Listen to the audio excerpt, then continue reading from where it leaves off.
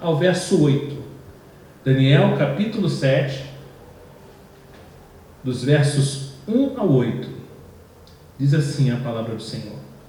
No primeiro ano do reinado de Belsazar, o rei da Babilônia, Daniel teve um sonho, e visões passaram diante de seus olhos, quando ele estava deitado em sua cama. Logo depois ele escreveu o sonho, fazendo um resumo de todas as coisas. Daniel disse: eu estava olhando durante a minha visão da noite, e eis que os 4 ventos do céu agitavam o grande mar. Os 4 animais, grandes, diferentes uns dos outros, subiam do mar. O primeiro era como um leão e tinha asas de águia. Enquanto eu olhava, as suas asas foram arrancadas. Ele foi levantado da terra e posto em pé, para que andasse como um homem. E foi dada a ele uma mente humana. A seguir, apareceu o segundo animal, semelhante a um urso, o qual se levantou sobre um dos seus lados. Na boca, entre os dentes, trazia 3 costelas, e lhes diziam: levante-se e devore muita carne. Depois disso, continuei olhando, e eis que apareceu outro animal, semelhante a um leopardo. Tinha nas costas 4 asas de ave. Esse animal tinha também 4 cabeças, e foi-lhe dado domínio. Depois disso, eu continuava olhando nas visões da noite, e apareceu o 4º animal, terrível, espantoso e muito forte.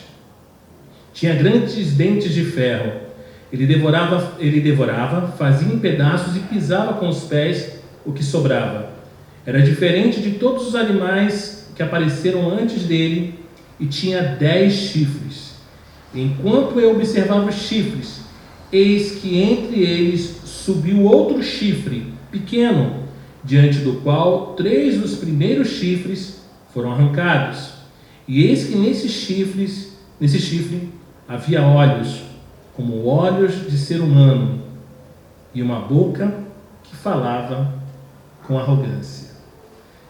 Vocês bem lembram, eu comentei na abertura da exposição de Daniel, que o livro de Daniel é um livro particularmente precioso e que, se pudéssemos dar uma definição para ele, seria a de Apocalipse.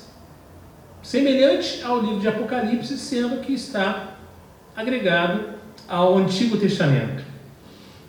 As imagens são como janela para uma melhor compreensão de cada um de nós. E isso é parte, irmãos, da razão pela qual nós dizemos que uma imagem vale mais do que 1000 palavras. No mundo dos negócios, por exemplo, os funcionários eles são auxiliados, eles são orientados a adotar a política, a visão da empresa.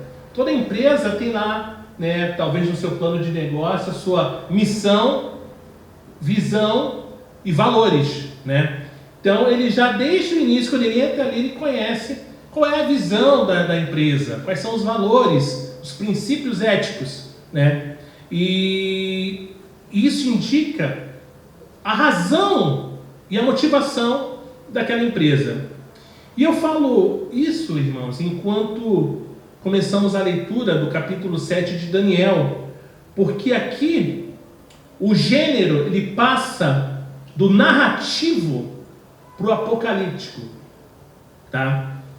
Em essência, para vocês entenderem, nós vamos passar da narração de histórias para uma sessão de filme. Então, eu convidaria vocês até a pegarem as pipocas, porque tem muita coisa interessante, ou uma maçã, porque muita coisa interessante vamos ouvir só desses 8 versos. E a mudança de gênero nesses capítulos, o que vai daí do 7 ao 12, se preparem, é muitas vezes vista como problemática ou difícil demais de ser entendida. E, infelizmente, há quem desista de ler Daniel nesse ponto, porque é muito complicado. Se eu pegar e ler, eu não vou entender nada. É interessante ter alguém para que me interprete isso. Assim como o livro de Apocalipse, você não pode ler de forma literal, porque você vai pirar. São símbolos. E todo símbolo, nós vamos entender aqui, tem um significado. O próprio Lutero, o grande reformador, disse o seguinte sobre os autores de literatura profética e apocalíptica. Ele disse que eles discorrem de forma estranha, como pessoas que, em vez de pronunciar de forma ordenada, começam a tagarelar sobre um assunto e logo passam a outro, de modo que suas palavras não parecem ter pé nem cabeça, e não é possível entender o que querem dizer. Lutero falou isso. Um reformador falou isso. E é possível que haja alguma verdade na fala de Lutero, mas só alguma, vale lembrar. Muita gente prefere os filmes aos livros, algo mais ostensivamente visual e vivido. Aliás, muitos de nós, é evidente, preferimos livros de imagem, né? Muitos preferem isso. Se você é um desses, então seja bem-vindo ao maravilhoso mundo de imagens apocalípticas de Daniel. A definição mais simples da palavra apocalipse é revelação, motivo pelo qual o último livro da Bíblia tem esse livro, o livro da revelação. O gênero ele consiste em um desvelamento, em abrir uma cortina para aquilo que é invisível, né? O mundo transcendente e o seu papel na consumação do mundo presente. Eu não quero deixar ninguém aqui, irmãos, antes de tudo, com medo de ler Daniel. Nem quero que você acredite ser incapaz de entender esse capítulo, tá bom? Eu quero que você almeje ser um leitor confiante e ávido, porque sob a direção do Espírito Santo, eu estou convicto nessa noite de que há verdades do Evangelho contidas aqui, na forma de imagens, que serão facilmente compreendidas. E de uma maneira singela, vamos assistir com muita atenção ao filme que Deus, o grande diretor, irá rodar para nós. Duas ideias são importantíssimas, que emergem já no primeiro verso do capítulo 7 de Daniel. Descobertas que nos trazem clareza, em vez de confusão. A primeira diz respeito ao momento em que se dá a visão apocalíptica. A segunda, a pessoa a quem veio a visão. Todos vocês aqui estão acompanhando Daniel desde o primeiro capítulo. E vocês vão ver algo que está acontecendo aqui, já de cara, e que não aconteceu em nenhum momento com Daniel, né? Para aqueles que haviam lido, como todos vocês, a primeira metade de Daniel, o sinal de que a visão em Daniel 7 ocorreu durante o primeiro ano de Belsazar, rei da Babilônia, já te chama a atenção, já chama a nossa atenção. Pela primeira vez no livro, a sequência cronológica ela foi interrompida. Já começa aí.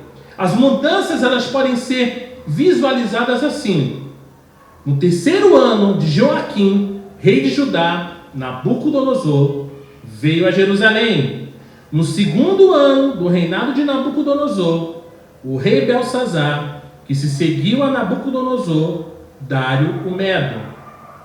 Ou seja, o autor aqui, entretanto, em Daniel 7, ele nos leva ao passado, ao primeiro ano do rei Belsazar e ao império da Babilônia. Estão situados? Estão entendendo? O momento em que se dá a visão, ela é elucidativa. Com ela, ocorre uma mudança estrutural que se mantém pelo restante do livro. As histórias da corte que fizeram com que nós nos sentíssemos em casa na Babilônia, como vimos no capítulo 1 ao capítulo 6 até então, agora vão dar lugar a visões que, no fim, revelam que é necessário para sair da Babilônia e voltar para casa. Aliás, a segunda metade do livro, 4 visões diferentes nos são apresentadas, começando em Daniel 7, Então, Daniel 8, 9, 10. A última vai nos fornecer o conteúdo dos 3 capítulos finais desse livro. Isso é só uma introdução, tá? Ou seja, irmãos, desde o começo, nós vamos precisar entender que o capítulo 7 de Daniel não se apresenta como algo difícil de ser entendido. Antes, em apenas uma linha, ele nos convida a ver que o formato do livro está mudando. Além dessa mudança temporal, o verso 1 do capítulo 7 vai nos revelar uma outra mudança muito importante. Aqui é dito que uma visão foi dada a Daniel. Trata-se de algo inteiramente novo. Como assim, pastor? Até aqui, vamos recordar. Daniel, ele fazia o quê? Vocês lembram? Ele interpretava. Em nenhum momento, Daniel teve sonhos. Ele interpretava os sonhos de outros homens. O seu papel nunca foi além da tarefa de interpretar a palavra de Deus para os soberanos desse mundo. Isso ficou bem claro. É verdade, PR. Caramba, é isso mesmo. Ele nunca sonhou. Mas a partir dessa passagem, Daniel, o homem de Deus, é o único que Deus deseja ter como plateia. E como veremos, agora será Daniel quem vai precisar de um intérprete. A mudança indica mais do que algo estrutural. Ela vai sinalizar uma mudança no público pretendido. Ou seja, o foco dos primeiros 6 capítulos era na mensagem que Deus desejava ver proclamada ao mundo exterior. Tá? Ou seja, Deus se revelou a vários reis, mas sempre de uma forma que exigia que Daniel pregasse para eles, quando jovem e já maduro.